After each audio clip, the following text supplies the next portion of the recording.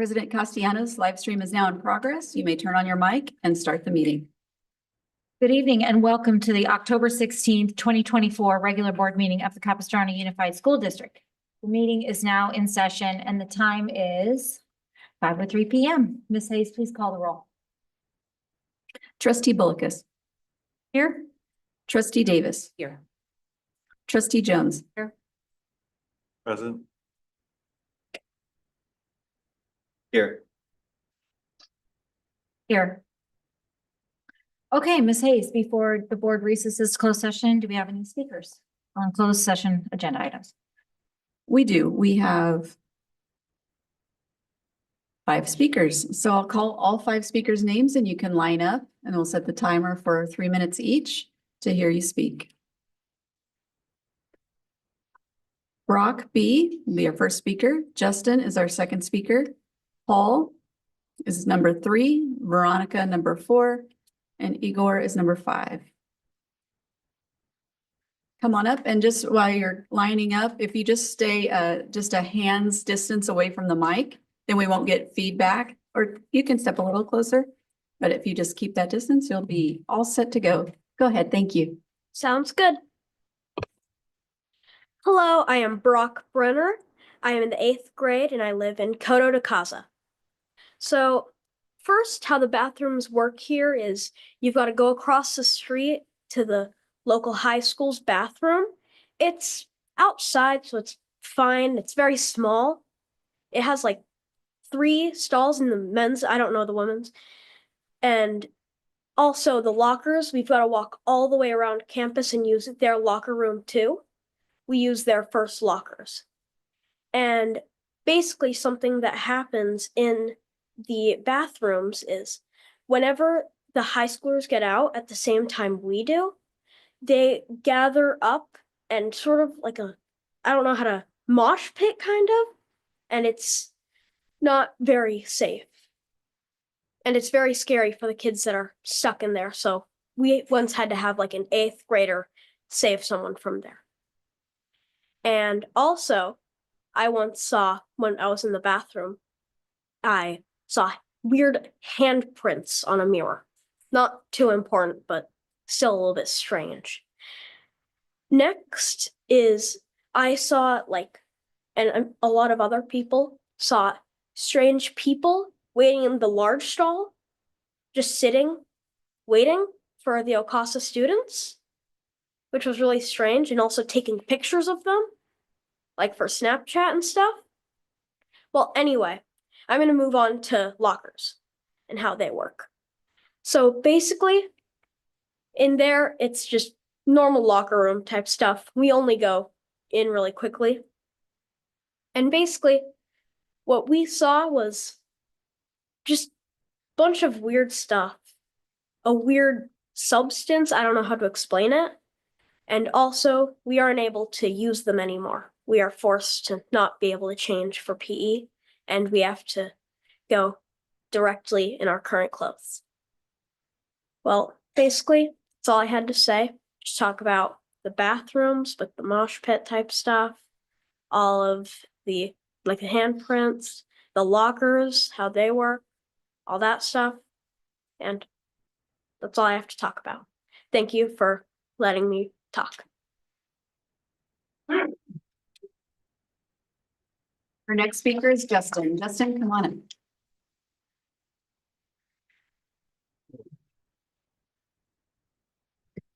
Hello, esteemed board members. My name is JJ Johnson, and I am an 8th grader at Ocasa College Preparatory. I have the privilege to live in the Capistrano Unified School District. Before I start, I just want to thank you guys for allowing me to speak during this meeting. Today, I'm going to talk about our facilities. Last year during our play, we had to do it outside in a parking lot because we did not have access to an indoor theater.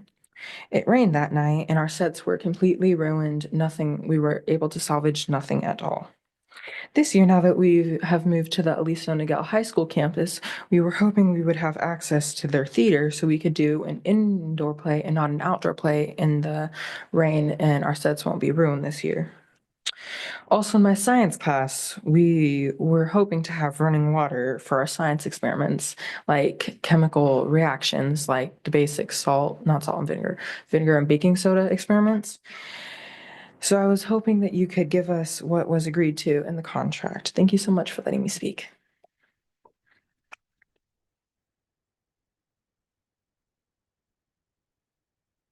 Speaker is Paul. Paul, go ahead. Thank you so much. Good evening, everybody. My name is Paul D'Ambrosio, and I am the Community Outreach Manager for OCASA. I've been working in this capacity since July. So I'm pretty new to working in education. So there's just a lot of things that probably I don't understand about the way things work. I'm certainly not an attorney, so I can't speak to the legality or the righteousness of anything like that, but I can certainly speak to what I see and what I notice, and I'll call it the humanity. So for me, it's not really about the law, it's about the students' well-being. The agreement, from what I can understand, seems very fair. And I have to say, I'm so grateful. I had no idea how much the district provides for charter schools. Like I said, I'm learning a lot, and it's amazing what you all provide. And we're incredibly grateful for it. And I mean that sincerely. I had no idea how it all worked. But I don't understand, I guess, reasonably equivalent. So I'm not understanding how it's reasonably equivalent if, for example, we don't have access to running water. We don't have our own bathrooms, as you heard, and our students need to get escorted by teachers just to feel safe to go to the restroom. I don't understand how it's reasonably equivalent when we have no designated space for our special education. We have a room that we get to share, but it's shared with detention people. And there's even a sign on the door that this is the space for detention kids, but that's where we have our special education kids go. And just the message that it sends to them is confusing, I think. I'm not sure how it's reasonably equivalent when our students have to eat lunch in the parking lot on picnic tables that are literally 1 inch, and I'm not exaggerating, 1 inch away from where cars are being parked with no border or boundary of any kind. I mean, one slip, hit the gas instead of the brake, it would be catastrophic. It's something you definitely want to look into on that campus for sure. And the most egregious one for me, we have a nursing mother on our staff who was told she can't have a space to take care of what she needs to privately because she's not an employee of the district. So she's told to go into a bathroom stall. And just the lack of decency. So I felt compelled to come up and speak. Like I said, I'm learning a lot about how it all works. I'm grateful for what you do provide, but it seems this execution is short. Our Thank you. next speaker is Veronica.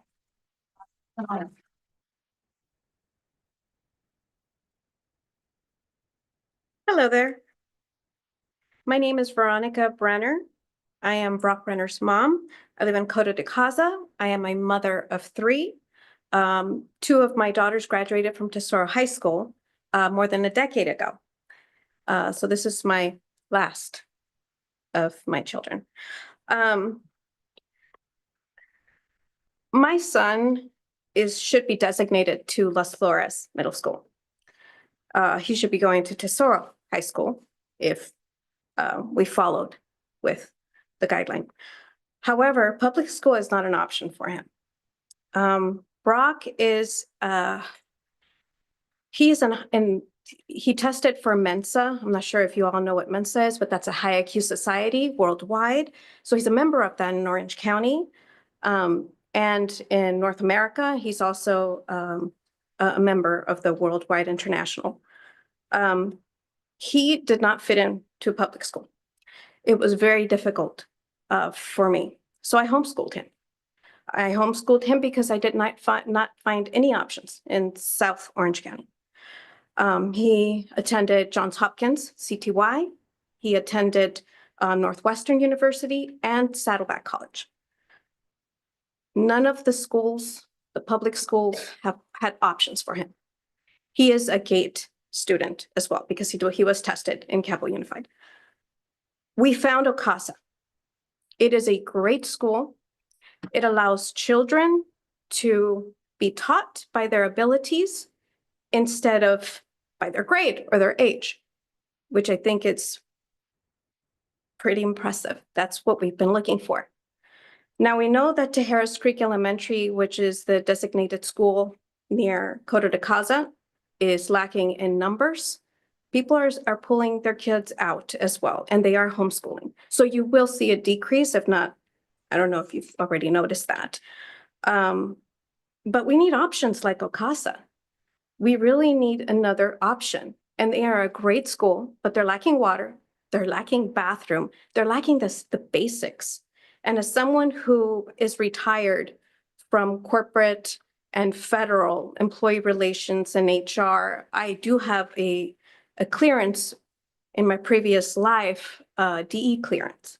I understand the basics and I understand what should be provided to students, and it's not provided. And that is a shame because I believe Capo Unified can really, really benefit from having a school like OCASA where other kids can go instead of being pulled out and being taken into homeschooling. But that's all I had to share. Thank you so much for your time. I really appreciate it. Our final speaker is Igor. Please come forward. Thank you. Good evening, ladies and gentlemen. First of all, I would like to thank OCASA. My kid, her name is Sophie Lifshitz. She's the first year in this school. And we just ran into a couple of situations, especially number one, which is a restroom situation. And we need to find the best solution to keep our kids safe and have them learn more fairness. I am asking you for help and sake of our children. Especially, I would like to point out the restroom visitings. I understand that there are some kind of rules and hours that kids can go to the restroom, but how ridiculous it sounds when 12 years old kid need to go to the restroom outside of those hours. And the teacher, and I don't blame teacher for that, is saying you have to wait until the correct hour or time hit. How it is possible to explain to 12-year-old kid's bladder that now it's not the right time to go? What if it's not a bladder? What if it's something more serious than just bladder? What he or she is supposed to do? Imagine your child texting you while you are sitting at work with your boss and and getting a text message from the kid and asking for help. I need to go to the bathroom, but unfortunately, there is not a good time. And even my boss said, just go ahead, do whatever you can. And thanks to Kapil Mahur, he took care of it right away. But I had to step out from my work and just to somehow find the solution of this situation. So I just wondering, like, you have kids, you have sisters, brothers. Imagine them to get to this situation. Sounds like a little ridiculous, but we need your help in this situation. And also, the one more thing I would like to seek your help is to implement the facilities lease as a written and allow a CASA student access to all the spaces listed in the agreement. The written lease agreement between two or more parties to follow them, not just to disregard or break them. That could be some kind of consequences, which could be affected everybody. Please help, everything in your hands. And thank you very much, and God bless you for your help.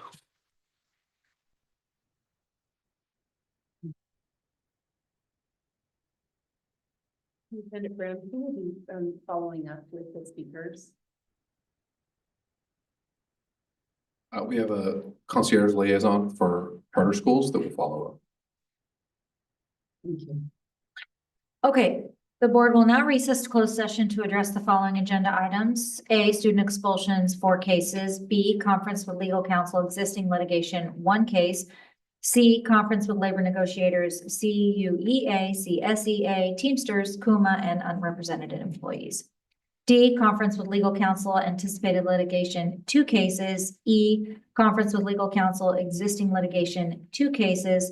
F, public employee discipline dismissal release, 1 case. G, public employment and evaluation of performance, superintendent. The board will now recess to close session. Thank you.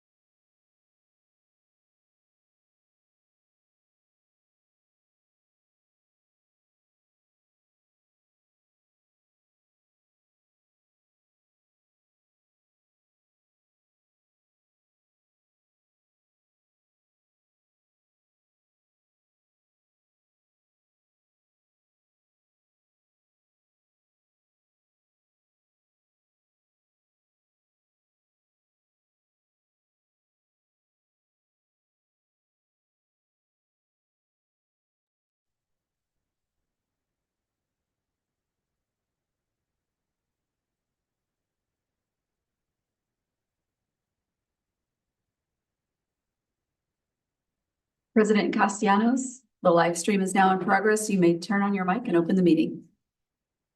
Good evening. and welcome to the October 16th, 2024 regular board meeting of the Capistrano Unified School District.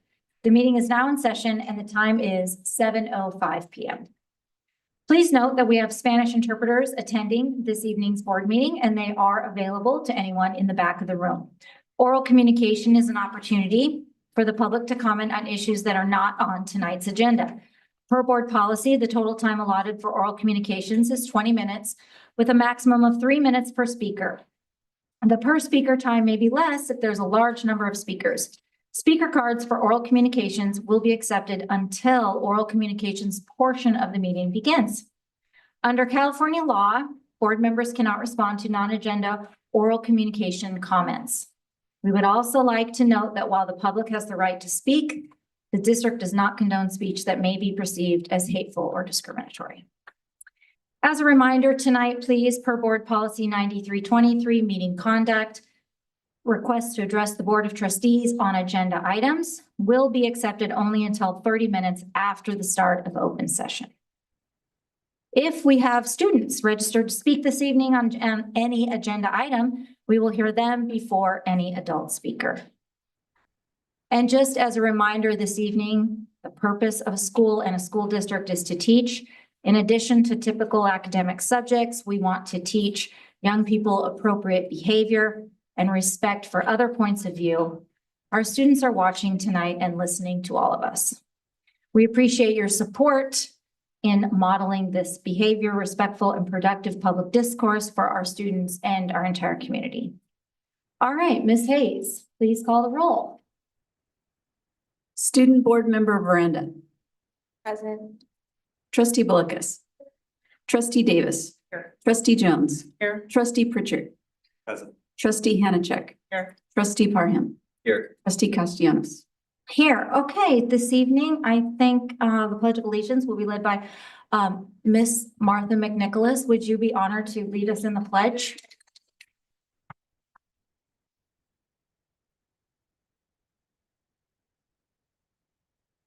Place your right hand over your heart. Ready, begin. I pledge allegiance to the flag of the United States of America and to the republic for which it stands, one nation, under God, indivisible, with liberty and justice for all.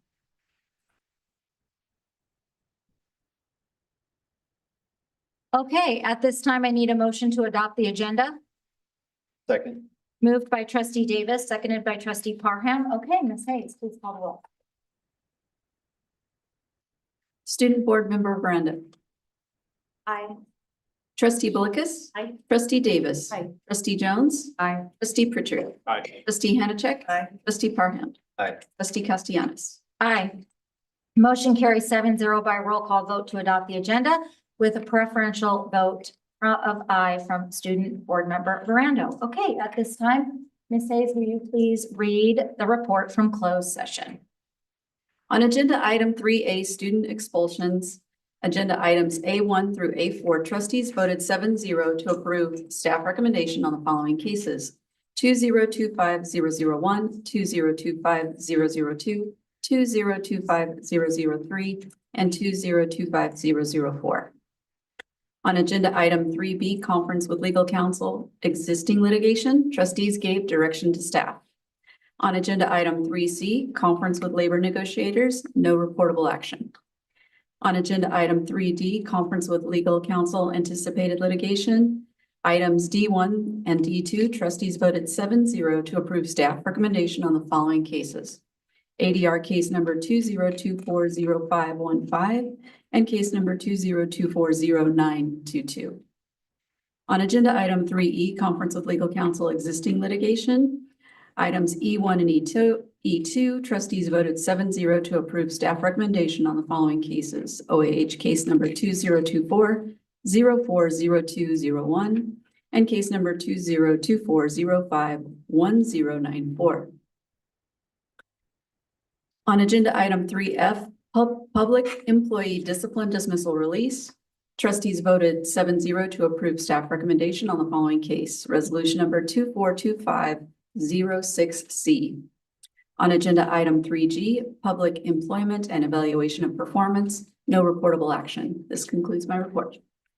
Thank you. All right, at this time, I'd like to recognize Dr. Chris Brown for superintendent comments. Good evening, everyone. Welcome to the October 16th, 2024 meeting of the CUSD Board of Trustees. I want to begin tonight by addressing an article that was published a few weeks ago regarding the fentanyl epidemic that's impacting our country. And the questions that we have been receiving as a school district about what are we doing to educate our students and our families about the dangers of fentanyl. So unfortunately, fentanyl deaths continue to increase nationwide. And over the past few school years, we've not only observed these trends, but we've worked proactively with law enforcement, mental health providers, local hospitals, and local nonprofits to provide education and resources to our students and families. Here's a few things that we've done to try and address this topic. We've provided education in high school health classes about the dangers of fentanyl. We've hosted and spoke at parent education nights regarding fentanyl. We've organized forums and town halls for students and parents. We've partnered with PTA to host evening events at middle schools. We've implemented Narcan on all CUSD campuses, including training on the signs of fentanyl poisoning and overdose. We've used grant funds to provide education and resources to students and families. We've used our counselors to provide fentanyl education to our students. And we've done fentanyl danger and awareness training for students at all of our high schools is provided this year and in other years through the Tobacco Use Education Prevention Program, the TUPE program. And you're going to see many more events scheduled throughout the school year as we work on this topic. In fact, last year in April, we hosted a town hall with Sheriff Don Barnes, doctors and psychiatrists from Hoag Hospital who work with students on mental health and addiction. And we hosted that town hall at Capistrano Valley High School for parents to come with their students and learn about fentanyl and the dangers. And our parents and our community members need to understand that fentanyl use continues to be an issue across the country. Sheriff Barnes mentioned during our town hall that we should assume that any pill that is purchased illicitly on the street is fentanyl, and there's no way of knowing how much is a lethal dose. And we will continue to look for ways to proactively address this problem in our community, a problem that's very similar in communities across the country right now. Before I conclude my comments, though, I do also want to share some state testing data. So your students, our students, took tests in grades 3 through 8 and 11 for English and math, and grades 5, 8, and 11 for science at the end of last year in April and May. And those results were finally released to the public through the California dashboard last week. Timely, I know, right? Quick turnaround on the March test, April test to the October results. But like in the past, we continue to make progress, and we continue to be one of the highest performing districts in the state. Our English language arts students score significantly above the standard required for them, whereas the state score is significantly below standard. Our math students significantly above standard. The state very significantly below standard. For our English learner progress, nearly 60% of our English learners are making adequate progress as defined by the state, compared to more like 48% statewide.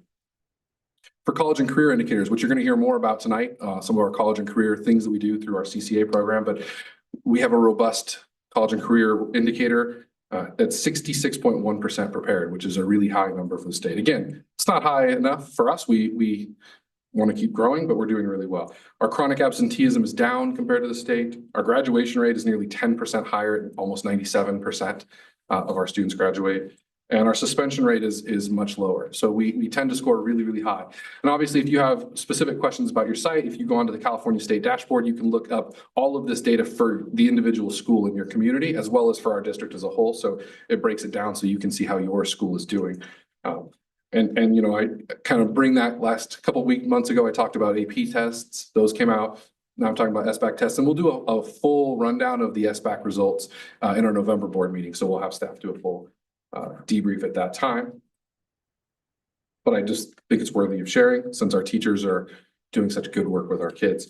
And the other thing I'd like to say is state test data is not the only thing we look at, right? So it's one metric and it is our primary goal area, academic achievement, but we look at a lot of other data for our students and success. And while the state may not report on it, we do, right? We look at things like our attendance rate data and are we getting kids to come to school more often? And we are. We saw a 1% increase, which is a huge number. 1% doesn't sound like a lot, but I think I said in another comment, it's like 150,000 student seat hours more for our district across the district. So, you know, we look at survey data for our students, and we're looking at well-being data and sports participation rate data and event data, right? If the Aliso Nagel principal here, he would tell you that the student section for Aliso Nagel has won the Orange County Student Section of the Week, I believe 7 weeks in a row, something like that, right? And if you go to a football game like I did last week there, you'll see hundreds and hundreds and hundreds of kids involved in the school. And that's the other kinds of metrics that we use to look at the program that we're offering. So we will continue to report on those metrics as we move forward, not just state data, but since it came out last week, I figured we might want to touch on it. So that concludes my report for the evening. Okay, thank you. Trustees. Okay, trustee Jones. So who remembers when it used to be hot? It was Sunday, I think. So welcome to fall at last. I wanted to update you on a couple of bills that some parents have been asking about, and I've been following for them. SB 1504, the Cyberbullying Protection Act, unanimously passed both houses of the California legislature and was signed by the governor. So that is in law. I was also supported by CSBA, California School Boards Association. Also SB 1414, making child trafficking a felony. Some people didn't vote for it, but it has been signed by the governor. So both of those were things that were brought to our attention by community members here in this boardroom. I'm happy to watch those things for you. But I think it's always good when people are paying attention to what the legislature is doing. Thank you. Okay, thank you. Trustee Bolkus. Good evening. Well, I wanted to share some things that are going on around town. And I'm going to start with, of course, our robotic team. Our District 519 team was at Chessie Champs a few weeks ago. And for the second year in a row, they won first place. Then last weekend, they were at Battle of the Borders down in San Diego, and they won first place. This weekend, they are heading up to Ventura for Title Tumble, and we'll see how they do. But right here in our own backyard at Capo Valley High School on the first weekend in November, starting on Friday the 1st through Sunday the 3rd, we will have 36 teams that will be here. And we get teams from Israel, from as far away as Hawaii, and also from the East Coast. And it's just, again, a wonderful experience for our students to participate. So we're going to wish them much luck at Beach Blitz the first weekend of November, and it's free to come. Bring your friends, your families, and take a look at what it is to compete with robots. Then I also wanted to share lastly, this last Saturday in the city of Mission Viejo, and I'm sharing this because I would encourage other cities to take part. We had our first inaugural volunteer day called Love Mission Viejo. And it is something that's been instituted for many years in Costa Mesa, Laguna Beach, and Newport Beach. And what it is it started in July, just the planning stages, and on one single day, we had a rally at Newhart Middle School. We had 30 projects throughout the city. It ranged anywhere from cleaning up an elderly person's yard, doing thank you notes and preparations for goodie bags for our first responders, for veterans. Then we had school projects. And so we had 3 schools in the city of Mission Viejo. Viejo Elementary School had their garden shed rebuilt. And at Newhart, their steps garden was cleaned up, weeded, and brought to a beautification point, and then the planters throughout the school. And at Riley Elementary School, we painted the playground. It was all cement and blacktop with just white striping, and now we have really bright colors. And I'm not able to show it to you tonight, but on Insider and the different social media vehicles, take a look at what went on Monday. Principal Charla Pitson sent me pictures of the little TKer students just so excited about their colorful playground. It just was great joy. And I'm going to send those pictures to all of the volunteers. So we had 600 volunteers in the community help us with these projects. The rally was from 8 to 9 in the morning at Newhart, and then we all dispersed throughout the city and worked on the Oso Creek Trail and all kinds of activities. So this is an annual event. We're going to be doing it again in May of 2025, May 17th. And in October, a year from now, we are going to do a separate one that's going to be schools. We love our schools in Mission Viejo, and we'll be inviting the principals to submit projects. And I just want to add, at Riley Elementary School, we had from Capo Valley High School, Michael Grabowski, who's the math teacher there, and brought his daughter Lily, and they helped brighten up the buddy bench in front of the county garden. So it was really a great sight to see so many people who came to help and have a great time. And that's my report for October. Okay, trustees. Okay, trustee Davis.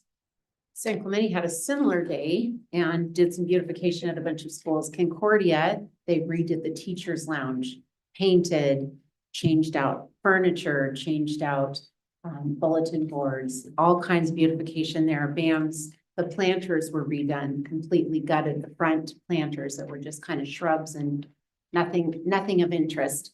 And it was all removed and they had to go get a rototiller and take out all the root systems, and it is gorgeous. Truman, massive painting projects all across Las Palmas, garden beautification, San Clemente High School. Beautiful day for San Clemente community members to get together, and so grateful to be a part of that. Yesterday,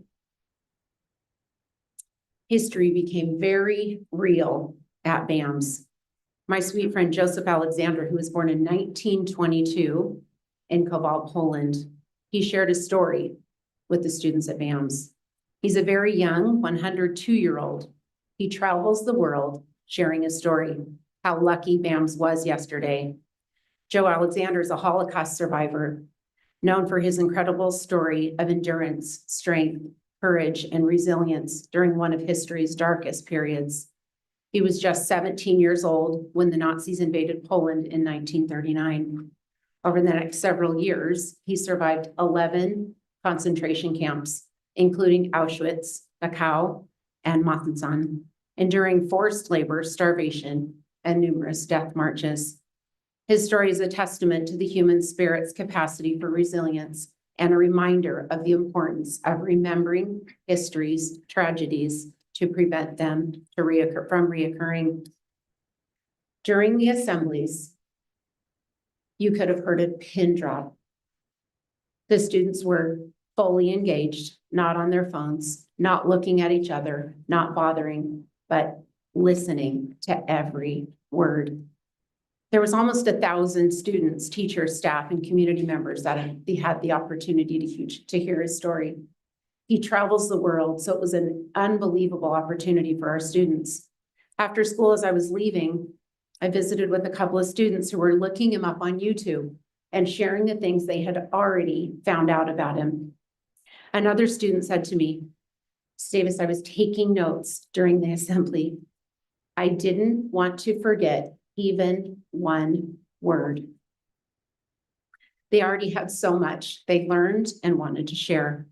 He is an inspiration to us all. And I'd like to leave with this quote by Ralph Waldo Emerson. It is to be useful, to be honorable, the purpose of life is not to be happy. The purpose of life is to be useful, to be honorable, to be compassionate, to have it make some difference that you have lived and lived well. Joseph Alexander has lived well. Thank you. Okay. And student board member Miranda, do you have any comments this evening? Yes, I want to take a moment to reflect on the exciting events we've had this past month. Many of our high schools celebrated homecoming, creating lasting memories for students. We also hosted a college fair at San Juan Hills High School on September 23rd, providing valuable opportunities for students to explore their future educational paths. Additionally, many high schools had their fall club rush, which introduced students to a variety of extracurricular activities and encouraged them to get involved. Also, in honor of Breast Cancer Awareness Month, many high schools have hosted pink out football games. Looking ahead, we have Red Ribbon Week next week, a time when many of our students and schools will be distributing wristbands, hosting activities, and proudly wearing red to promote drug awareness and prevention. This week is crucial in reminding us of the importance of making healthy choices and supporting one another in our commitment to a drug-free lifestyle. I also want to highlight the importance of voter registration among students. Engaging our peers in this electoral process is essential, and I'm actively working to get more students involved in understanding their voting rights and responsibilities. The deadline to register to vote in California is October 21st.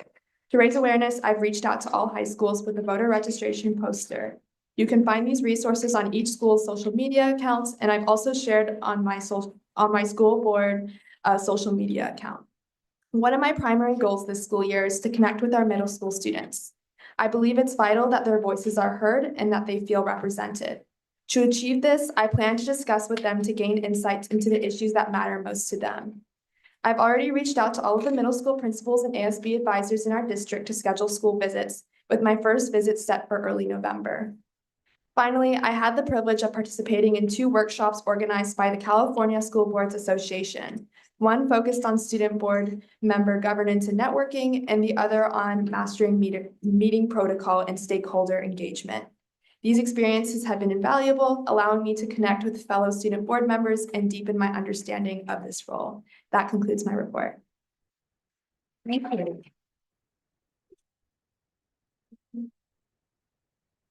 Okay, we are now moving on to oral communications. The total time for oral communications shall be 20 minutes. Individual presentations are limited to a maximum of 3 minutes per individual, but could be less with a large number of speakers. Okay. Complaints regarding district employees should be addressed by completing the district's formal complaint form, which is available on the district website. Okay, Ms. Hayes, how many speakers do we have this evening? We have 23 speakers this evening. Would you like to hear all 23 at the 1 minute mark? Yes. Okay.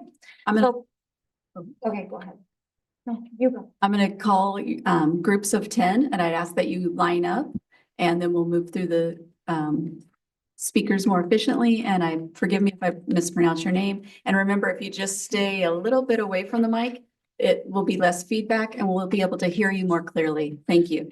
Here's the first 10 people.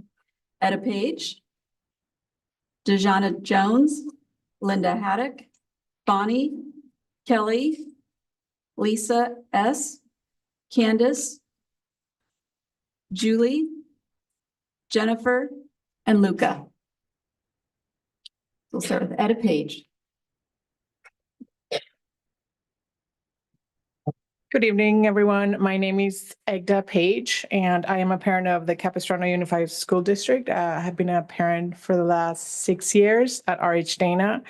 And I just wanted to share that I have benefited from a close communication with our teachers.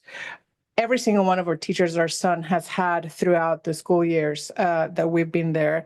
And in the interest of a strong school year and a positive experience, I appreciate the fact that teachers are devoted to teaching. And my husband and I understand that it is our job to raise our son by guiding him, instilling values in him, and educating him at home. You know, as Christian parents, that's just our job, and it's the most important one we feel we have. We want to make sure that Joe grows into a good, productive man. And we also keep a close tab as parents to the person that he's becoming. So let teachers be teachers and let parents Thank be you. parents. We'll move on to the next speaker. Dejana Jones. Can I go? Okay. Hi, my name is Deanna Jones, and I'm a parent to 2 kids at Las Palmas. I'm here to implore the Capo Unified reinstates Miss Mooneyham as a full-time assistant principal at Las Palmas. Las Palmas is a Title I school, and just under 800 kids, the highest enrollment of any elementary school in the district. These last 2 years, she has been a full-time at Las Palmas, so you can imagine our shock when our hours were cut this year. It is not that Dr. Bros is not capable of handling the gap, but you physically can only do so much as one person versus 2. Having 2 full-time administrators allows for quicker response time to potential safety issues and more attention to both student and teacher needs. Being a Title I school, administrators and teachers are faced with greater challenges that require time and attention. Also, with the growing student body, the need for consistent leadership is critical to ensuring that no gaps occur with disciplinary matters. Students well-being and unforeseen incidents. This additional leadership presence would ensure that students feel seen and supported, contributing to a safer and more productive learning environment. As a concerned parent, I ask you to reinstate Ms. Mooneyhan as a full-time assistant principal. Our next speaker is Linda. Linda Haddock. Hi, my name is Linda Haddock and I'm a para 4 at ATP. In the last board meeting, we encouraged the board to opt into the Classified School Employee Summer Assistance Program, otherwise known as CSAP. Over 450 other districts participate positively, impacting 62,000 employees across California. I would like to share a story from an employee at Garden Grove who benefits from CSAP. Dear CUSD board members, my name is Russ Lowe. I'm a technology support specialist, one with the Garden Grove Unified School Districts. For the past 2 summers, I've participated in the CSAP program. Being a 10.5-month employee, I have benefited greatly from this district's participation. The supplemental income I've received from participating in it has helped shorten the financial gap from not having any income for the summer months. The ability to participate at a financial level you are comfortable with is contributions friendly. Although I tell those asking questions, if you can afford to contribute the max, do so. I would hope Thank that you. any school. Our next speaker is Bonnie.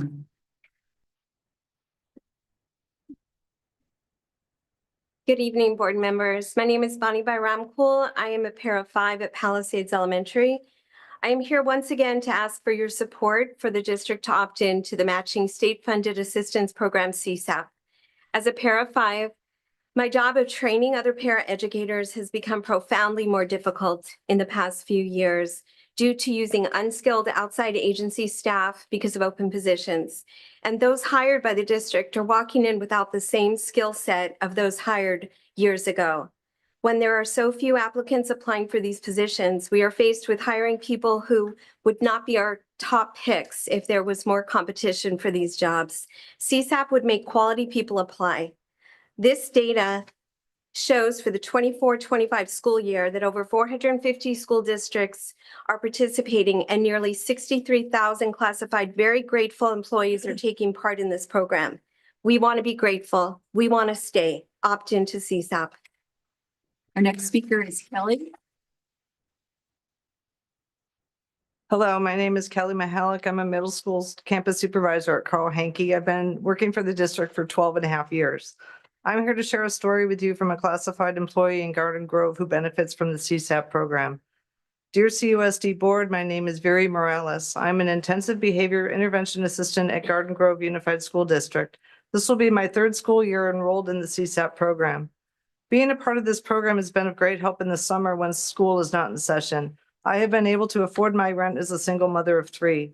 While I've had to adjust my budget during the school year, knowing I will receive funds through this program has allowed me to have peace of mind. Having the option to receive payment in 1 or 2 installments has allowed me to see which works best for me.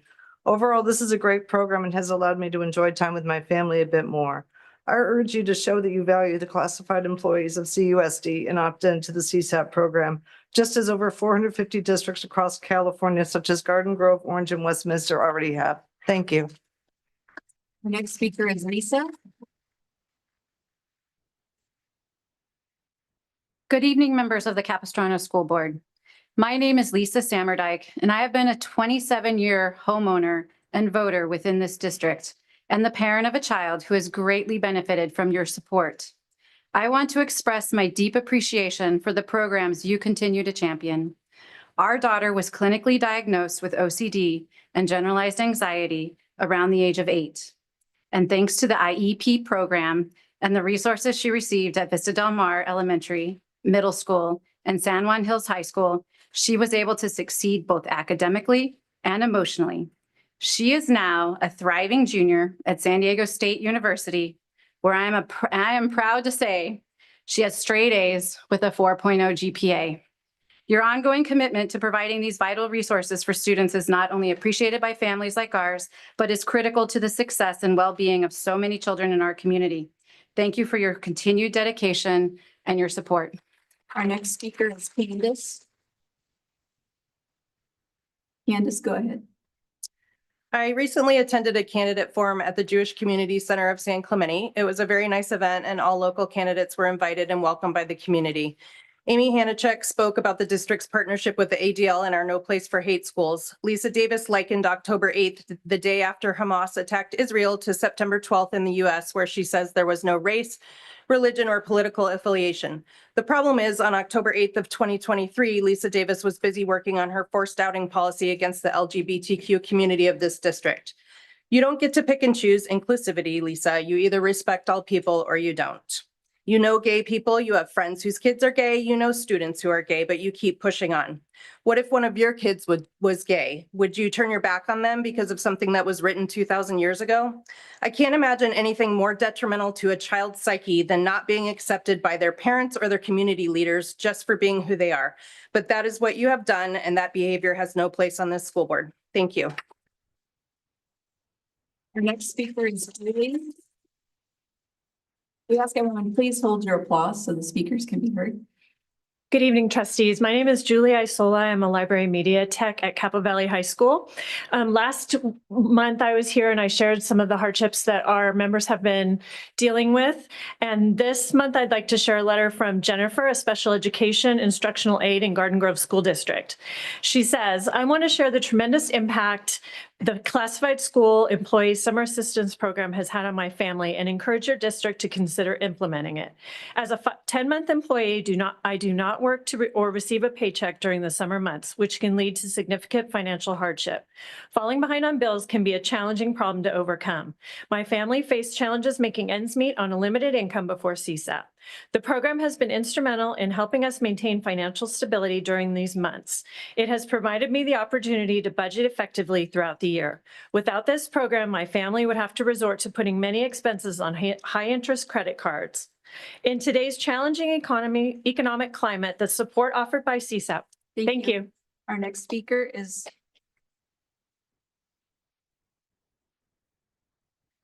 Jennifer. Thank you. Hi, my name is Jen Mofoy and I'm a library media technician at San Clemente High School. I'm here to encourage you to enroll in CSAP for the 2025-2026 school year to extend the opportunity to employees like myself. I'm going to share a letter from Carla, a school bus driver in Garden Grove School District. Quote, I want to share some important information that has made a big difference in my financial life, and I believe it can do the same for you. The CSAP program is a fantastic resource that provides additional financial support during the summer months. The program allows you to set aside a portion of your paycheck during the school year, and the state matches it with a certain percentage. In my experience, it has given me significant financial relief and reduced my stress during the summer break when regular paychecks aren't coming in. I highly encourage you to take a close look at this program and consider enrolling. It's been a huge help, and I'm truly grateful for the financial stability it provides. If you have any questions or need more information, feel free to reach out. Don't miss out on this opportunity for some well-deserved financial peace of mind. Best regards, Carla Smith. Thank you. Our next speaker is Luca.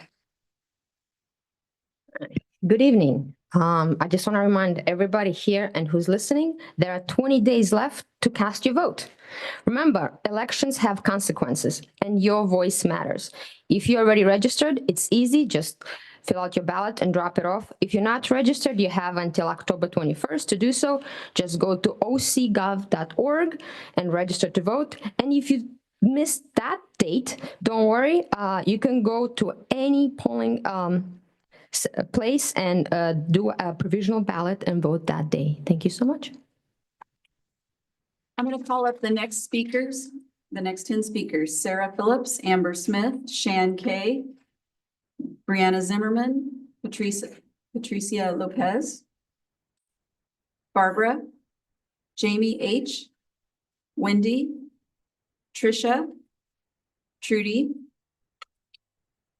and then the final three after that will be Nancy, Kelsey, and Susie. Sarah, go ahead. Good evening. I'm Sarah Phillips. I'm mom of two in the district, also from the graduating class of 1991 at San Clemente High School. Shout out to the teachers at Truman Benedict, where my 7-year-old goes.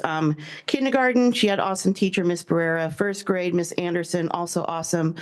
Now Miss Machia, another great teacher, but her favorite teacher is her reading specialist, Mrs. Farrell. My other daughter also knew Mrs. Farrell. She's just such an asset to the school. Shout out to teachers at San Clemente High School. All great teachers that I met at back to school night.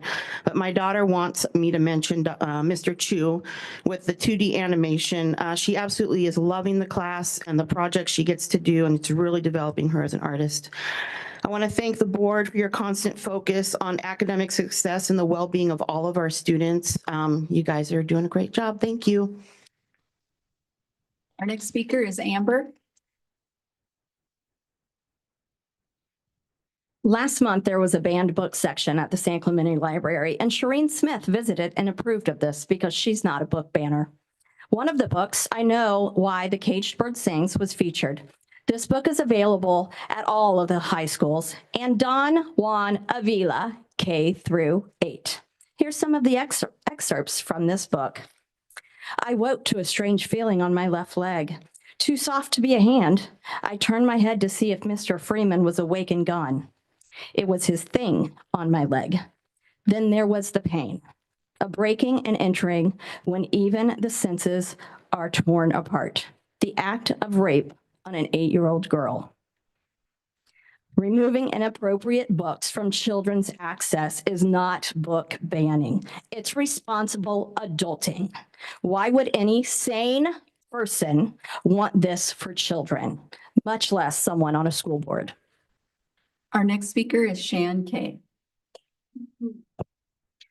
For months, I've asked my trustee, Mr. Parham, to clarify the CUSD practice of using an identity support document to socially gender transition children with or without parental consent or knowledge.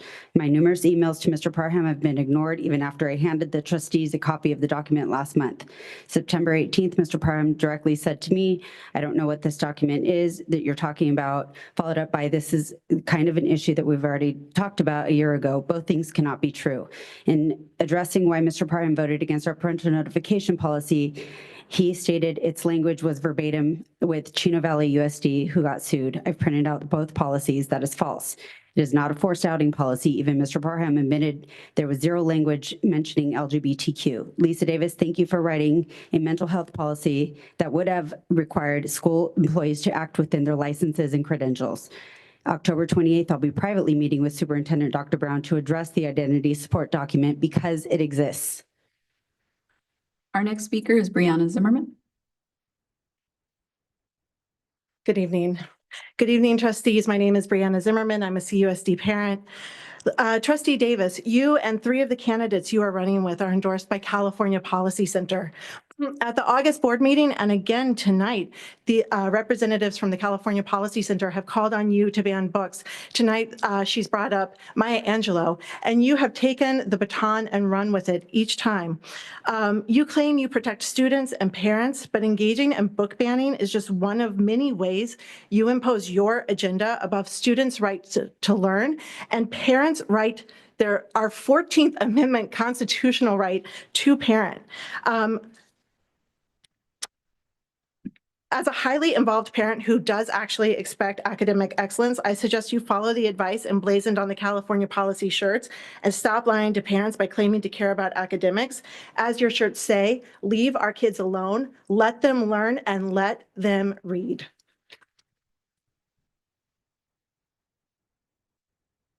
Our next speaker is Patricia Lopez. Good evening. My name is Patricia Lopez, and I'm an LVN at Viejo Elementary School.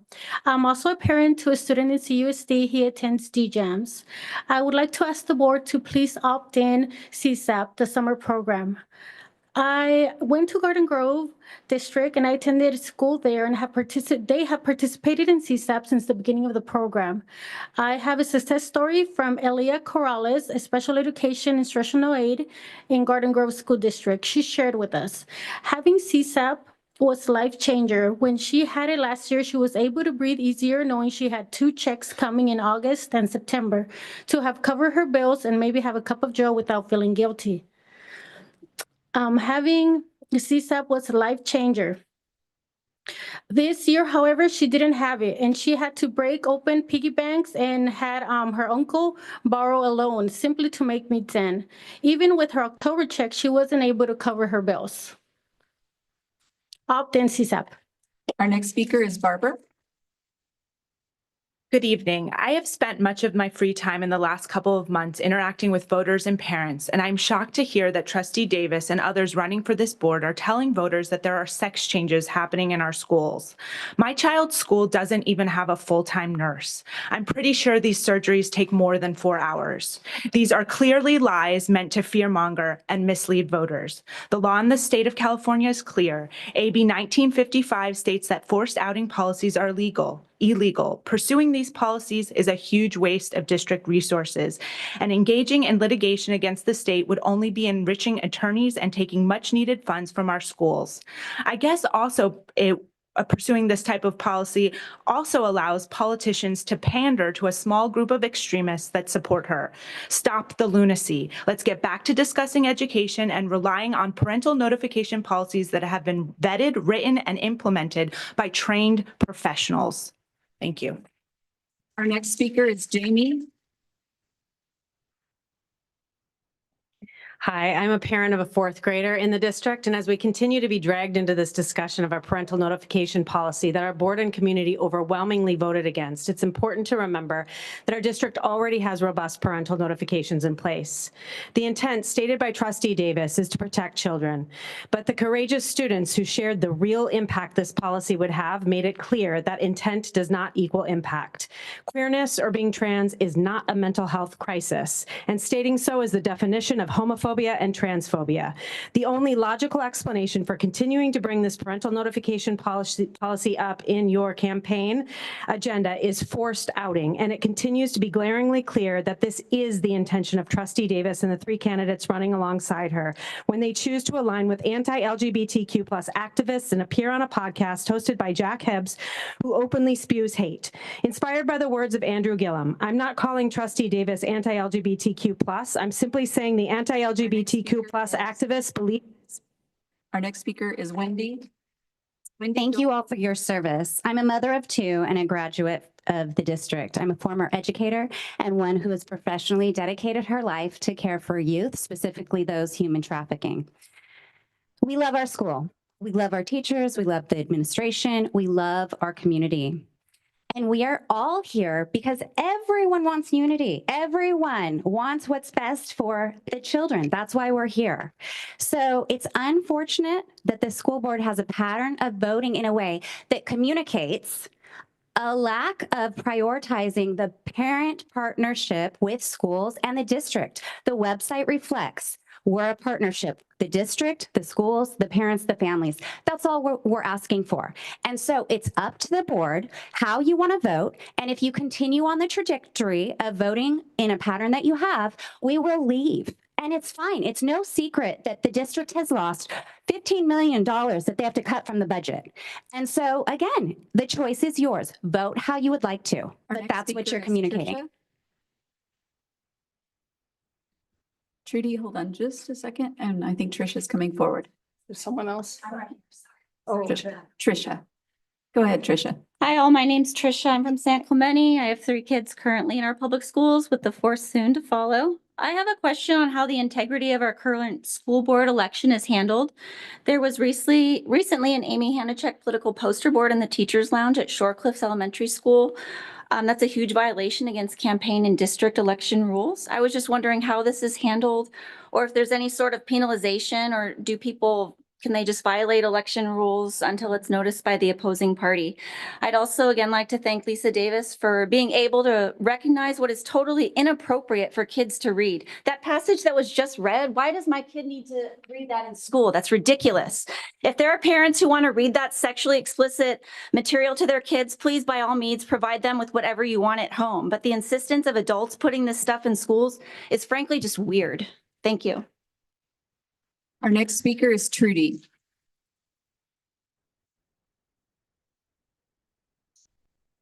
Thank you.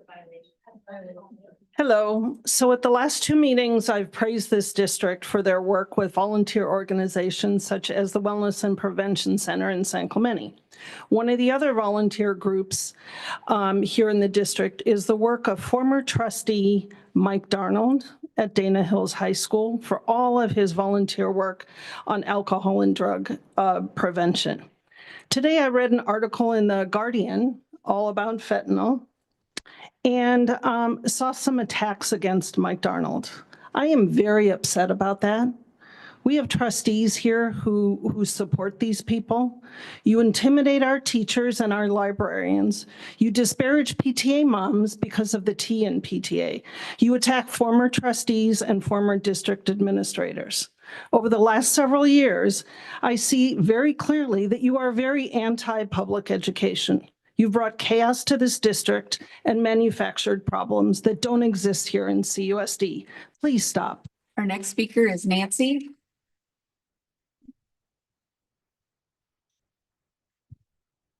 Hi, I'm Nancy and a parent of San Clemente High School alumni. I came across something very interesting from a public school volunteer group that said something like this: we're not sure where parents control what is taught in schools because they are our kids is originating, but parents do have options to choose their kids to hand-selected private schools, to at-home school. You can choose the books you want your kids to read. They don't have to read The Caged Bird.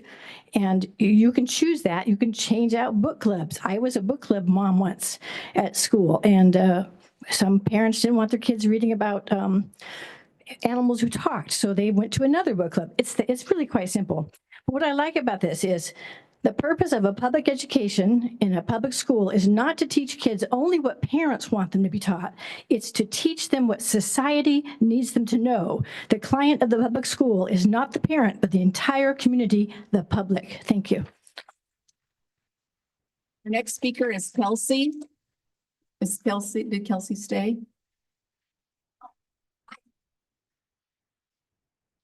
Go ahead, Kelsey. Hi, a warm hello to all of you tonight. I am here to share my concern for the well-being of our teachers and schools. There's a movement that continues to question the morale of our teachers and administrators, stating that they are dishonest to parents. Creating false fear and division deeply impacts our schools. I have two kids who are at RH Dana, a school that we love so much. We've experienced clear communication, care, honesty, and so much love from our teachers. No one at our school is trying to keep information from me. They're trying to teach my kids to read, to write, and to be kind humans. My concern is that this movement that asks administrators to not lie to parents is creating false fear. And instead of celebrating our teachers who give their hearts to our kids, this movement is creating division and distrust. It's one thing to have concerns and to name them to our administrations. It's another thing to create a movement that invokes fear that our teachers are hiding things from parents. Our next Thank you so speaker much. is Susie Sander. Susie Sander. I'm not sure if I'm pronouncing the name right.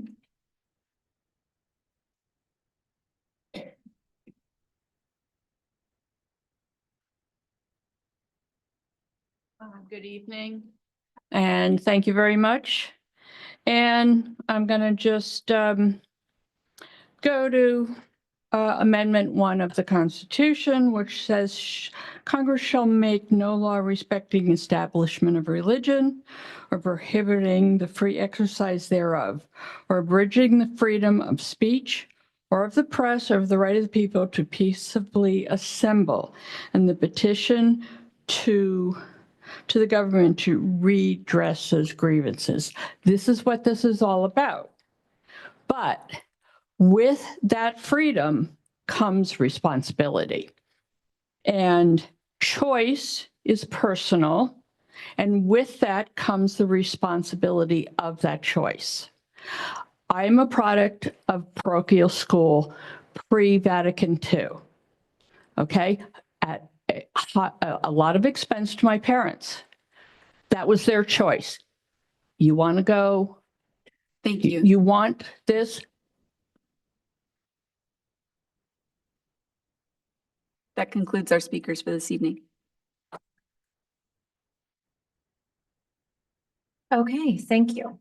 All right, we are now moving on to discussion action items. We are on 12A, College and Career Advantage 2023-24 school year highlights. At this time, I'd like to recognize Chris Carter, Executive Director of College and Career Advantage, to present the item. All right, well, thank you. President Castellanos, trustees, Superintendent Brown, I want to thank you for the opportunity you've afforded me to lead the College and Career Advantage program. I've spent 30 years at the school site level, and I'm excited for this new chapter. As you all know, our College and Career program is incredible, and I'm honored to serve as the Executive Director and work with this amazing staff. This evening, I'm going to share with you some highlights of our program. First off, I want to recognize our CCA, our College and Career Advantage Board of Trustees. We're made up of 5 trustees from the Laguna Beach Unified School District and the Capistrano Unified School District. And we have Dee Perry as president. She's from LBUSD. Mike Parham, our vice president, right here. Amy Hanachek, Gary Pritchard, and Jan Vickers from LBUSD. I want to thank them for their guidance and leadership and oversight of our program. College and Career Advantage is led by a mighty but small staff of dedicated individuals. The individuals, I have 2 of them sitting with me tonight. It's Kim Thomas, Director of Instructional Programs, and Nicole Berkman, Director of Student Support Services. We also have Dom Valenweth is our program manager. We have Dave Foster, Coordinator, K-12 Pathways. Jillian Dean, instructional coach, Kathy Struxma, executive assistant, HR, and anything else that we give her. We also have Al Gutierrez, accounts payable, facilities, Joel Padron, accountant, and Lupe Halagwin, our office assistant, adult ed, Juan Gutierrez, facilities and deliveries, and we have Carmen Perez, our resident sub. These individuals work very hard and they're very passionate about our incredible program, and their dedication shows through in all of our success. This success is actually even highlighted more by our site support staff. A couple of years ago, we added our career guidance specialists. We had 3 of them currently. We're looking to hire another one, so we'll have 4. And they're literally working at our school sites in our college and career centers alongside our futurology counselors. They're there to support our students in career exploration and looking at whatever option or what the options are for them. They look at course enrollment, early college, internships, apprenticeship opportunities, and post-secondary educational support. In addition, they host numerous webinars and other types of informational sessions with our students before school, after school, and during the school day. And they're there with a wealth of resources and knowledge to support our college and career program. Our CTE ambassadors is another addition that we made back in 2019. And these are students represented at every one of our high schools, including Laguna Beach High School. We have 60 ambassadors, 6 to 10 at each high school. And these are leaders that have been inspired by our program and really want to lead and work with their peers to get them involved in our pathways and share their experience. They're wonderful. They're at all of our evening productions like back to school night or 8th grade parent night, open houses. They were even in the summer at our registrations. So it's been wonderful. And these students are really putting a student face on our program. So you might wonder, why career technical education? So career technical education has exploded over the last several years. It's real world learning.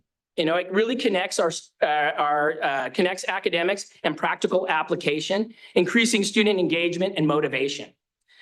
There's a growing demand for skilled workers, and there are shortages in the trades, in manufacturing, in healthcare, and technology. And our CTE programs are working to fill this void. Again, it's hands-on job readiness. CTE combines the soft skills with the technical skills. And this prepares students for the workforce, literally focusing on teamwork and communication and problem solving. And I saw a perfect example of this today when I was at Marco Forster at middle school, and I was in the robotics classroom. And I had an opportunity to watch kids build robots and then go and try the robots in a field. And then they would go back and they would work together to problem solve and try to figure out what was working and what wasn't working. And literally as a team, solving the problems that were going on with maybe the computer or the arm or the wheels or whatever it was. It was absolutely incredible because they were working as a team to solve their problems. And that's what you need to do when you're in the workforce. And that was 6th and 7th grade. You know, it improves retention. You know, we have a great graduation rate in the Capistrano Unified School District. And so you might wonder, well, why do we need to improve our retention? It's not just the retention to graduation, but it's getting kids to show up. Yes, Clark, getting them to show up every day to school. And we know that's important to Clark. And it's important to us as well, because you know, kids might just come because of their CTE course. You know what I mean? They are connected. I'm building on a car, or I've got a culinary project I'm working on, or I'm doing something in my makerspace lab that I want to finish or present or share. They come for that very reason, that hands-on experience. So that just really connects our students to our schools and their education. And it's also a pathway to high-paying careers. You know, it's a great thing. There's percentages to all of these. I kind of cut them out. But, you know, a lot of our students can go through our programs, earn certificates, or get into apprenticeships or work through internships and go off to earn a living wage without going to a four-year college, which is great for some. But also, there is a pathway to advanced degrees as well. We articulate our programs with our colleges. All of our courses are A through G aligned. And so all of our students that want to go on to college can take our courses and enhance their applications and their college experiences and getting a leg up on hopefully a future career. So our enrollment's up, and I think it has a lot to do with our classes being great. We got a shout out to Mr. Chu over at San Clemente tonight. So that's exciting. And what we've seen is about 480 additional students this year in our courses at the high school level. And, you know, we attribute a lot of that to having our CGSs, there at the school sites on the ground, and our ambassadors. Both of those factors, we believe, are impacting our enrollment. Our middle school enrollment's dropped a little bit, but we've had teachers retire, and those programs haven't been filled with CTE teachers. So we've dropped a little bit there, but we still have high participation in all of our exploration labs and any of our classes that we have on our campuses. And then our adult school enrollment is way up this year. So if you look, we had 266 adults last year. This year, and these are semester courses, so that was both semesters in 23. In fall of 24, we're looking at 174. So we're on track for 348 students in our adult program. And all of these classes filled this year, with many after-bill classes having waiting lists. So that's a testament to the program and how well it's been received. Our CTE courses, so we offer 113 different courses, make up 388 sections across all of our campuses, our 8 high school campuses, 57 different pathways represented. All 15 industry sectors are accounted for throughout our courses. We just added, over the last couple of years, we added 7 dual enrollment courses, which is college at Capo. We have 42% of our classes are articulated with the community college, where our students are earning college credit while participating in our CTE courses.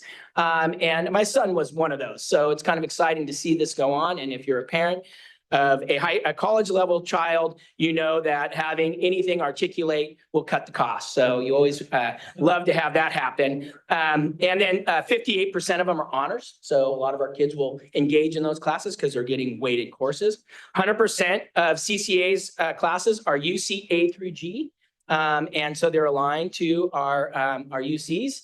And we were one of the first in the state of California to pull that off. So we were trailblazers in this endeavor, and it's paid huge dividends in our population taking our classes and connecting to high-level courses connected to college.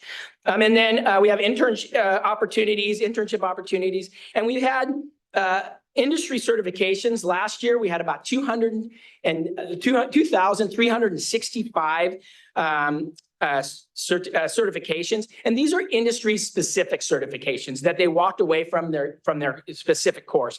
They represent like ServSafe, SolidWorks, HIPAA, Snap-on, OSHA, PT license, X-ray license, IT essentials, and that's just to name a few. There's a ton of these certifications that our students get throughout our courses. You know, all of our labs are at industry standard technology. We just finished last year updating 44 computer labs throughout the district, 28 at the high school and 16 at the middle school. And CCA's commitment is to start the process all over again with a 6-year rotation, updating our labs throughout our district so our students have access to the latest and best technology so they can engage in industry level activities. And then we've added some new equipment last year and this year to our campuses. The Fanuc robotic arm at SCHS engineering pathway, the Anapotage tables in the medical pathways. We're doing the auto lifts right now as we speak at Aliso Niguel High School's automotive pathway. We're finally, Judy, getting that manual mill at CVHS put in. I think we just got that going. So we'll have that in prior to our robotics challenge. And then we just are adding a Glowforge laser at Newhart Middle School. Newhart Middle School has an incredible wood shop. It still has its original equipment. It all works. It's great. But we're adding technology to that program as well. And then we're doing new routers at all of our middle schools this year so that those students have opportunities to use really high level equipment. And, you know, CTE is really focused on a work-based learning continuum. And we do a great job in the Capistrano Unified School District and Laguna Beach as well with a work-based learning continuum because we offer a program that addresses all levels. So it's a K-12 CTE program. And, you know, when you talk about work-based continuum, you're looking at career awareness, career exploration, career preparation, and career training. And here in Capo, we start this at the elementary level. So we have career awareness taking place with our ICANN labs in our elementary schools, getting our kids excited and interested in a variety of different careers. And then at the middle school, we have our investigation labs. Our investigation labs are truly career exploration. These are fascinating. They have a variety of different tools and trades going on in one classroom. I've been to many of our middle schools and I am just enamored with the 3-ring circus that these incredible CTE teachers are running. They literally have kids working in different stations on some pretty high level technical skills using 3D printers and lathes and mills and fabricating stuff and working in a variety of different like sound mixing or graphic design, all kinds of things happening to get our middle school students excited about CTE and hopefully careers, and they can follow that up when they get to high school, where we have obviously robust programs that focus on career preparation and training, where we encourage kids to take a concentrator and a capstone, which really the concentrator would be kind of a career prep and our training would come in that capstone. So a really great work-based continuum that we have in our district. And we're experimenting with another work-based learning continuum at San Clemente High School this year. We're starting a pilot where we're going to model the 4 phases at the high school level during 1 year. We're working in conjunction with the San Clemente Chamber of Commerce, and we're having the first phase where we're inviting local industry professionals to come in during flex time, and students can elect to go and meet and hear from some of our local professionals. And then hopefully we'll invite those kids back. We've got this great flex time tool where we'll have a list of the kids. We'll be able to invite them to come back and do a career exploration, maybe a little one-on-one or maybe 1-on-10 small group Q&A to build a little bit more information. And then hopefully if some of the students are really enamored with the career, we would be able to send them after school on a field trip to go visit the businesses. And then phase 4 would be a job shadow, a full day job shadow, which would be like a career training opportunity. And our goal here is really to build networking and build connections with our students and our local professionals. And we're looking to start this in San Clemente, probably because the principal was so great and forward-thinking last year that he, no, I'm kidding. So they come to me because obviously the San Clemente Chamber of Commerce they're very on top of this, and they were very forward-thinking and brought it to us, thought we'd be a good partner, and Brad Baker has agreed to help us champion this over at San Clemente High School. Our goal is to expand it to all of our cities, including Laguna Beach. So, so the work-based continuum has been great. And then that thing actually feeds right into our adult program. We have a robust adult program. And many, many years ago, we'd given our adult program to Saddleback.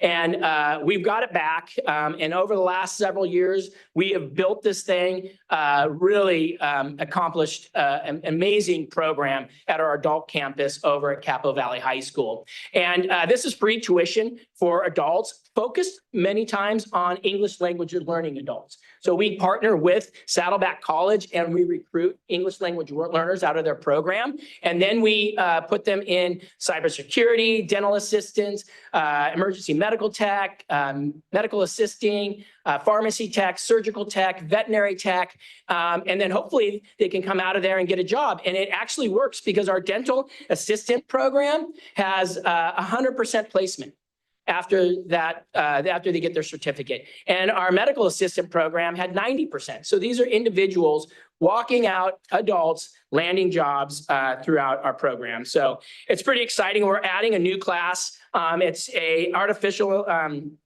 intelligence class, which will have a certification in it starting in October for our adult students. And also some of our juniors and seniors can take part in these courses as well. Our dental assisting class has some of our students in it as well. So pretty incredible opportunities for our adults. You know, our programs are great, and when you have great programs, you have great student success. So I'm going to highlight a couple things that our students did last year that is pretty impressive. We had our first ever invite to the Saddleback Fashion Show.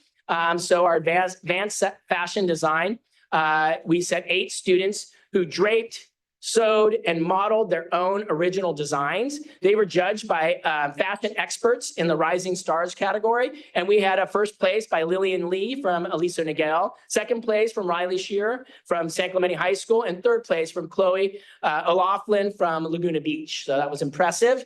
And then we have HOSA, which is our Health Occupation Students of America program. This Future Health Professionals competition.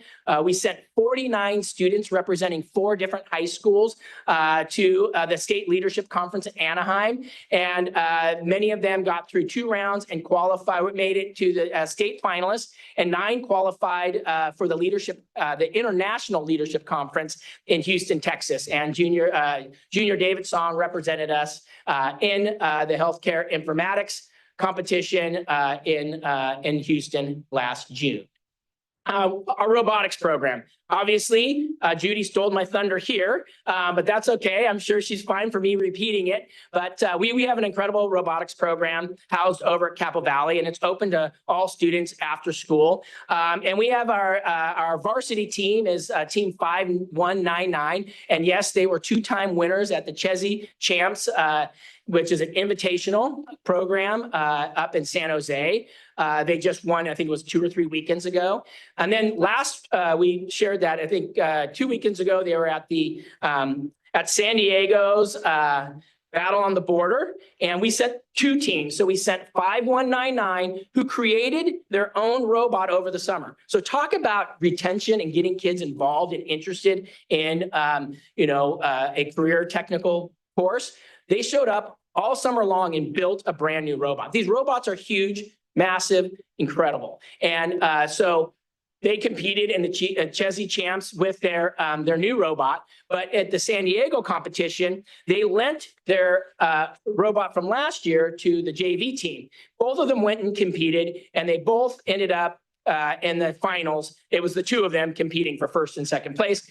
Thank God that Team 51991 won, because it might have got really ugly back home for the group. But what's really exciting is if you want to see this competition and the collaboration and the support that these students give each other, I encourage you to attend our Beach Blitz at Capo Valley High School. It's a preseason. These are all preseason competitions. Competition starts in January, and it'll be on November 1st through November 3rd. So we encourage you guys to come on out and support our team. We also have our virtual enterprise program housed at San Juan Hills High School and led by Jeremy Wooten. And they made it to New York, the national event last year where 4,000 students attended. We had 2 firms that made it to that level, and they competed in events in marketing, global innovation, then financial literacy, and rapid prototyping and salesmanship. Another exciting thing that we have go on over the last 4 years is our summer school. Summer school is another way to encourage our middle schoolers to get involved in career technical education. So we had students from both districts attend, 180 of them rotated through 2 weeks of robotics, then engineering, and then automotive. And the students and parents love this program. I can tell you I was there in the afternoons when they were getting out and got to talk to a lot of parents. And one parent shared with me that her daughter was in the program and really excited about the robotics and kind of the engineering, but really didn't know why she was doing the automotive. Her favorite program was automotive. And so her mom said we'd be driving in the car and she'd be sharing stuff about the cars and all the stuff that she learned. So, you never know what's gonna really connect with a child. So this is a great way to bring our kids in and get them excited. We also have ambassadors, our CCA ambassadors, as well as alumni come back and work as skills assistants with our students. So they're also learning and growing from the program as well. So, CCA leads the way. So we have 500 business partners that are engaged with our teachers or with our programs, offering internships, field trips, guest speakers, and probably most importantly is our curriculum advisors. Every spring we bring in a group of it's called a Program Advisory Committee, and they review our curriculum, our industry standards, the trends, our technology, and our certifications and internship opportunities, and they give us feedback. So last year we did 5 industry sectors with 30 business partners, and they work with the teachers to review the curriculum. And then they give us the information, and then we go through it and try to implement as much as we possibly can. This is a big change from what we used to do in the past. We used to check the box, bring them out and say, oh, hey, but now we're really listening and making changes based on what they tell us. They appreciate it, and our programs are growing and developing because they have the information necessary for us to stay cutting edge. We also have over 3,000 high school students who are earning college credit. We have 8 career technical student organizations, 4 chapters of HOSA, 1 Skills USA, 1 virtual enterprise, and 2 first team robotics competition teams. We have students who've earned over 14,500 CTE related certifications last year. We had the industry specific ones, but also we have other certifications that our students earn from the California Department of Education. So a lot going on in that program. And we had 587 students complete a pathway last year, which was a 64% increase from the year prior. So growing and improving all the time. That's what we're all about. We have some great upcoming events that you're all invited to. We have our CCA Roadshow, which is going off to our middle schools to get our middle school counselors and administrators knowledge about what's happening at the high schools. They're on November 5th, 13th, 19th, December 3rd, and 11th. And each day will go to a specific high school at a specific time and tour that high school. We have the Beach Blitz, as mentioned before, on the November 1 through 3. Our career fair, second annual, super successful last year, thanks to Nicole Berkman, who planned and orchestrated this with her team of individuals throughout our district and within CCA and Capistrano Unified.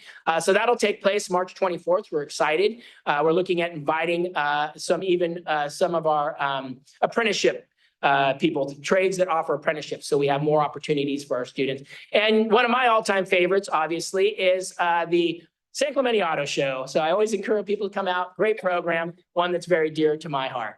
So I want to thank you, and I'm here for questions if you have them. So thank you.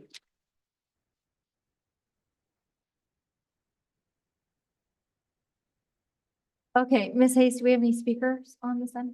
Okay, trustees, comments? Trustee Janacek? Thank you.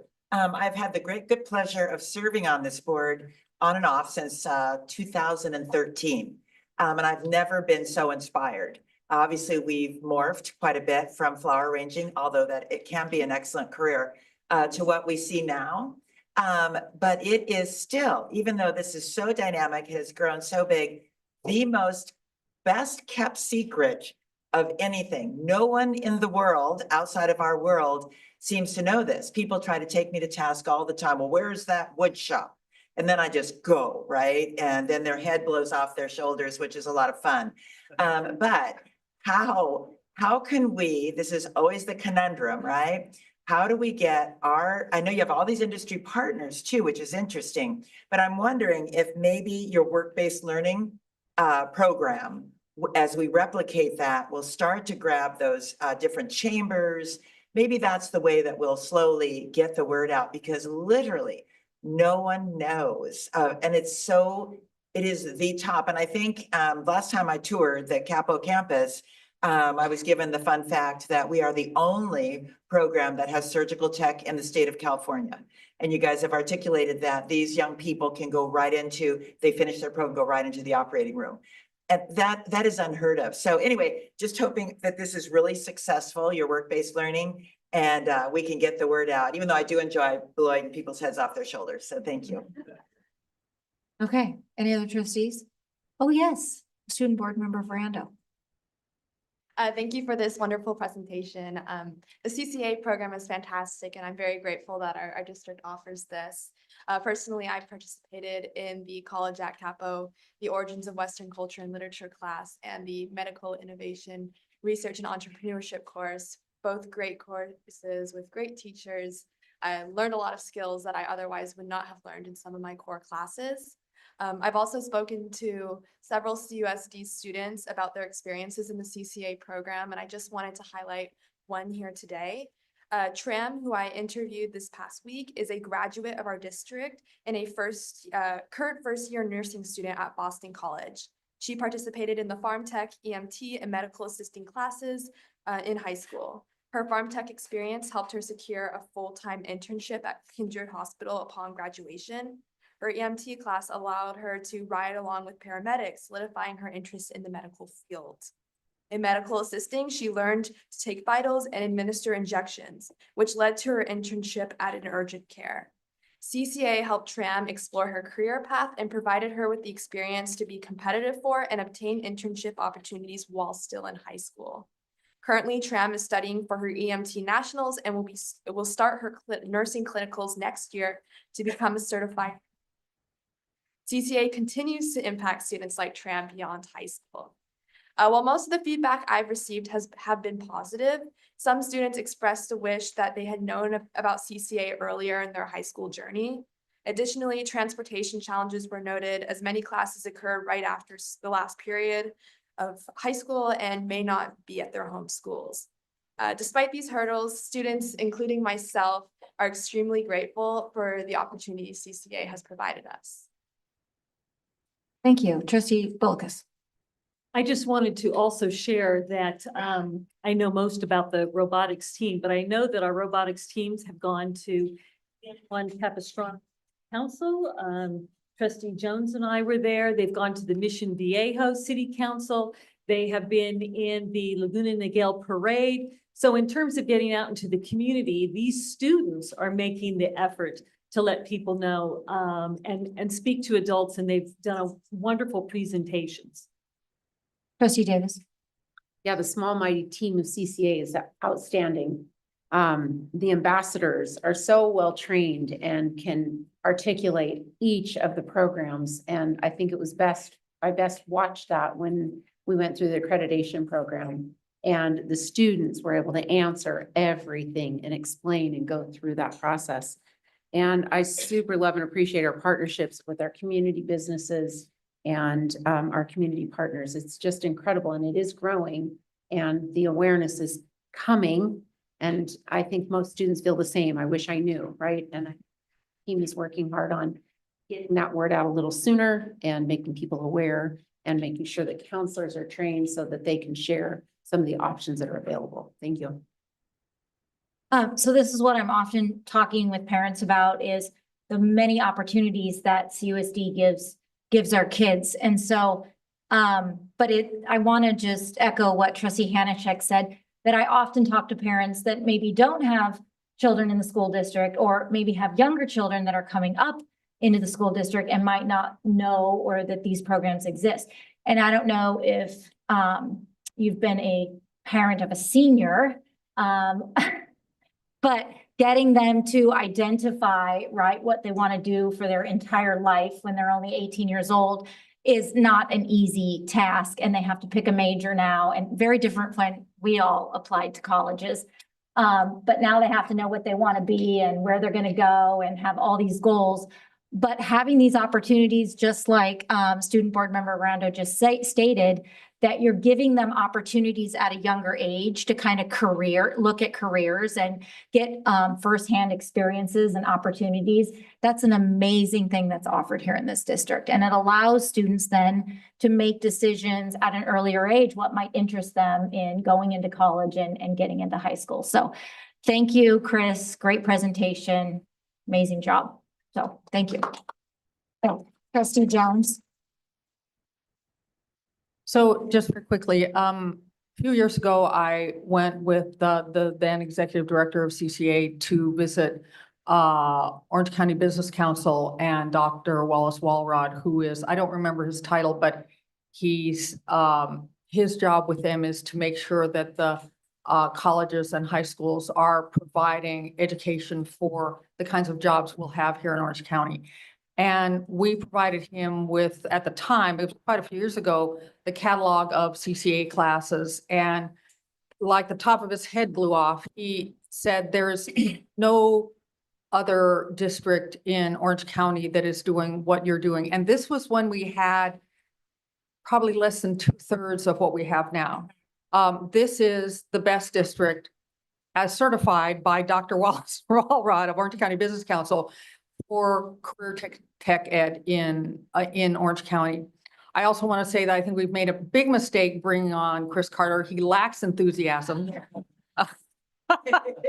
But thank you all for what you do in this district. Another thing, we talk about how it's hard to get the word out. I hope everyone here will talk to some of their friends, because, you know, we can put out news releases and flyers and all this other stuff, but people will listen to you. So go out and in the next couple of weeks, tell 2 or 3 or 4 or 20 friends about the career education opportunities in Capistrano Unified, because I know people do not know. So please spread the word yourselves. Thanks. Okay, trustees, this was information only. So we are now moving on to 12B, board action to adopt district's initial proposal for Capistrano Unified Education Association for negotiations for 25-26 fiscal year and the Capistrano Unified Education Association's 25-26 initial proposal to the district. So at this time, I need a motion for this initial proposal to CUEA for negotiations for the 25-26 fiscal year and CUEA's initial proposal to the district for 25-26. A motion, please. So moved. Okay, moved by trustee Davis, seconded by trustee Parham. At this time, I'd like to recognize Bob Presby, Associate Superintendent of Human Resources. Thank you, President Castellanos. Staff presents item 12B, which is our initial proposal to the Capistrano Unified Education Association for negotiations for next year, and also CUEA's initial proposal to the district. This meets government code, or the requirement of government code 3547, and is the first step in our negotiation process. We are looking for approval and also looking forward to working with our labor partners for the upcoming negotiations. Okay, thank you. Ms. Hayes, any speakers? Okay. Candace. I just wanted to take a moment to thank the district for their continued commitment to our outstanding teachers and to recognize your partnership with CUEA to ensure our teachers have what they need to take care of their families so they can also take care of ours. There's been a lot of deliberate misinformation in the community about the teachers union to influence the upcoming election. So just to be clear, there is no union boogeyman from Sacramento. Our teachers are the union and the union is our teachers. One of the biggest perpetuators of this lie is trustee Lisa Davis, who has allowed her friends to stand in this boardroom and call our teachers pedophiles and groomers for the last year and has done nothing to stop it. In fact, just last week, she sat on a podcast with the pastor of Calvary Chapel, Chino Hills, and said that the teachers union is responsible for indoctrinating children with sexuality and reproductive freedoms. The very next day, she attended an elementary school's family picnic, trying to integrate herself with teachers and families to film a campaign video, acting like she hasn't done anything wrong. The union also protects our teachers from intimidation. And this week, that intimidation was directed at them from our own board in the form of an email sent to teachers by trustee Judy Bullicus, using her position of authority to try and bully them into supporting Lisa Zollinger for the Area 2 election instead of Michael Parham. Our teachers shouldn't be afraid of their leadership, and their leadership should be following their own code of ethics, which states each board member shall consider his or her position on the board as a public trust and not use it for private advantage or personal gain. Board members should be supporting our teachers and promoting unity and successful outcomes for all employees. Those who attempt to sow division in this district are here for the wrong reasons. Lisa and Judy, please fight your personal battles with Sacramento and leave our teachers alone. Thank you.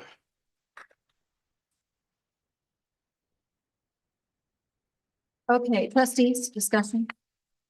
No? Okay, we can do a voice vote on this item. So all those in favor? Aye. Any opposed? Okay. It carries 7-0 by a voice vote with a preferential vote of aye from student board member Barando. Okay, we are now moving on to 12C. At this time, I need a motion to approve the district's initial proposal to Teamsters Local 952 for negotiations for 25-26 fiscal year and Teamsters Local 952's initial proposal to the district for 25-26. Can I have a motion, please? So moved. Okay, moved by trustee Hanachek, seconded by, sorry, I missed that, trustee Davis. Thank you. All right, at this time, again, Bob Presby, Associate Superintendent from HR. Thank you, President Castellanos. Staff presents item 12C. This is the district's initial proposal to our Teamsters Local 952 and their initial proposal to the district for 952. As mentioned before, this is a requirement before we could begin the negotiation process. And just as with CUEA, we are looking forward to working together with our labor partner in the Teamsters. Thank you. Okay, thank you. Ms. Hayes, any speakers for this item? There are none. Okay, trustees, any discussion? No? No? Okay, so we also can do a voice vote. So all those in favor say aye. Aye. Any opposed? Okay, motion carries by a voice vote of 7-0 with a preferential vote of aye from student board member Barando. Okay, we are now moving on to consent calendar. Please note per board policy 9323 and in accordance with the law, the public has a right to comment on any consent item. At the request of any member of the board, any item on the consent agenda shall be removed and given individual consideration for action as a regular agenda item. Each speaker is allotted between 1 and 3 minutes, depending on the number of individuals to speak. Okay, we have no speakers for consent calendar tonight. All right, and trustees. Trustee Parham. Well, I'd like to pull one item 15F and I would move the balance. Okay. If there's Any other trustees have item, trustee Davis? Do you have it? No? Yeah. 15F. Okay. All right, seeing none others. All right, so may I have a motion to approve the consent calendar items 14A through 16A with the exception of 15F? Okay, moved by trustee Bullock, second. Okay, seconded by trustee Davis. And at this time, can I have a roll call? Thank you. Student board member Barando. Aye. Trustee Bullicus. Aye. Trustee Davis. Trustee Jones. Aye. Trustee Pritchard. Aye. Trustee Hanachek. Aye. Trustee Parham. Aye. Trustee Castellanos. Aye.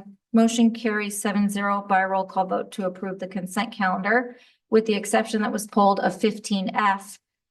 with student board member Rando casting a preferential vote of aye to approve the consent calendar. Okay, trustee Parham, 15F. Yeah, I wanted to raise this one just because this is the time of year when we look at a lot of the walk-on coaches and a lot of vendors who are hired by the district. And I wanted to have staff just kind of respond related to coaches in particular. Because we've had discussion in the past about whether they're held to the same standard of care that the all certificated and classified staff are held. So, you know, no one in particular, but I think this is a good opportunity to talk about what our process is for vetting coaches and making sure it's a fair situation. Sure, so I can talk about that, and staff can jump in if I miss anything. So vetting is obviously done by the principal at the site, right? They conduct the interviews as the site leader, since they're the one that's going to be overseeing the coach. One of the things we've instituted this year is this idea that we require a world-class sports program, right? Because sports is a huge deal for a lot of our families. It's the reason a lot of kids get up to go to school every day. We have thousands of high school students who are athletes, and it's a big point of engagement. So one of the things that we did that we've never done before is in the spring in May, we required all coaches to come to a coaches seminar that was hosted by myself, the cabinet level staff, as well as principals were there, and athletic director from San Clemente spoke. And we talked about what it means to be a coach and the expectations that we have for coaching. And we didn't talk about wins and losses, right? I mean, it's nice to have a program that wins, but it's not really what we're all about. We don't get any money off of our winning programs. So it's more important that we raise young men and women to go out into the world and understand all of the benefits of working and competing on a team, right? So a lot of what we talked about was, why are we here? Why are we in it to coach? What are we hoping to get for our young people? And we went over the expectations and the rules with them, the rules that we have for our teachers as well, right? So that same standard, that professional use rule. So how do you use your social media? What is acceptable interactions with students? Because we do know that coaches and students are with each other at a very different time of day than teachers, but the acceptable interactions are still the acceptable interactions, right? So we still hold them to that same standard. And this was the first time as a district we've had them all come together. So we did 2 sessions in the Capo Valley Theater. Every coach was mandated to attend if they were going to coach a fall sport for us or a winter sport for us. We're doing the same thing again in December for everyone who's going to be coaching a spring sport for us. And then we'll do the same thing again in the spring for everyone who's coaching in fall. So not only did they have to attend, but every year they have to attend. So it's not just, I went once, I don't have to go again. It's every year they're going to come. We're going to talk about what it means to be a coach, the expectations we have as a district, that we have a program that is world-class. And that means we have coaches who are world-class in the way they interact. But we didn't talk about wins and losses. We didn't talk about playing time, right? We didn't talk about who's on the team, because not all of our sports are no-cut sports, right? So competition's important. Those aren't the things we're going to weigh in on about who makes the team, who doesn't make the team, who gets to play, who doesn't get to play. That is in the purview of the coach. But we are going to talk about how coaches interact with kids, coaches interact with families, coaches interact with their administration, how they make sure they reserve space appropriately, make sure that everybody has their documentation filled out, make sure that they have ways to communicate with the family on where kids are supposed to be and when they're supposed to be there. And by and large, our coaches are great. We have hundreds of coaches and they do a good job. We have had some coaches that don't meet the standard, and we've had to remove them every year, including this year. And we do. And some of those coaches don't coach for us anymore because they weren't up to what we are doing. But I think that constant having to come back and talk, I speak at that event. So the superintendent speaks, the associate superintendent of human resources speaks, the athletic directors speak, the principals speak. And so it gives them an idea of that we value them, but we have high standards for them. Yes. Go ahead. Are you done? If you wanted to add to it, since you're. Okay, well, I'd like to appreciate that, and I'm glad that we've been doing that. And I think that will, anytime we can better teach, is a benefit for all. So I appreciate that. And I just wanted to highlight 3 of our employees that are retiring. So we have Jose Silva, who has served with us for 21 years from food service. He's a food service professional. And Don Cardos, the lead food service professional, has been with us for 24 years. And Ed Perez maintenance painter has been with us for 36 years. So I just wanted to highlight those and appreciate that. Thank you. And with that, I move the item. Okay. Second. Okay. All right, 15 up. So trustee Parham moved in, trustee Davis second. Item, oh, sorry. Oh, okay. Eli. Sorry. Davis. Okay. All right, thank you. Okay, all those in favor? Okay. 15F is moved by a 7-0 vote with a preferential vote from student board member Brando. Okay, with there being no further business before the board, may I have a motion to adjourn? So moved. Okay, moved by trustee Davis, seconded by trustee Bullicus. All those in favor say aye. Aye. Okay, motion carries 7-0 to adjourn the meeting with a preferential vote of aye from student board member Brando. The time is now 8:40.